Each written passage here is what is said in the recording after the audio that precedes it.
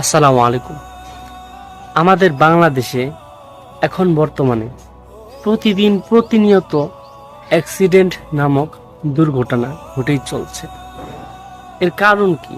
কারণ হলো আমরা বাংলাদেশের মানুষেরা সময়ের মূল্য দিতে জানি না এবং জীবনের মূল্য দিতে জানি না। এজন্য প্রতিনিয়ত একটার পর একটা দুর্ঘটনা ঘটেই চলছে।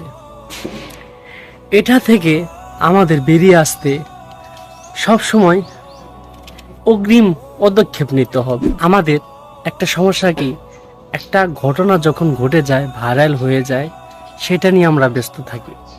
অথচ পরবর্তী স্টেপে যে ঘটনা ঘটবে, এরকম অহরহ স্থান আছে, জায়গা আছে। প্রত্যেকটা যে দুর্ঘটনা ঘটে তার আগে কিছু কারণ থাকে।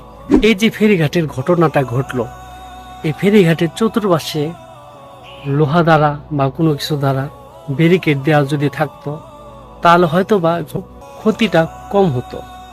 আমরা পিছনের সময়গুলোতে যেগুলো অ্যাক্সিডেন্ট বা দুর্ঘটনা ঘটেছে, সেখান থেকে শিক্ষা নিয়ে কি কি সমস্যা, এগুলো সিলেক্ট করে কি কারণে অ্যাক্সিডেন্টগুলো হলো, কি কি কারণে দুর্ঘটনাগুলো ঘটলো, এগুলো নিয়ে আমরা যদি তদন্ত করে পরবর্তী স্টেপে যেন না হয়, তাহলে আমাদের একটা ক্ষয়ক্ষতির পরিমাণ কম হবে ইনশাআল্লাহ। আশা করি আল্লাহ তাআলা আমাদের সবাইকে যত রকম দুর্ঘটনা থেকে হেফাজত করুন। আমিন।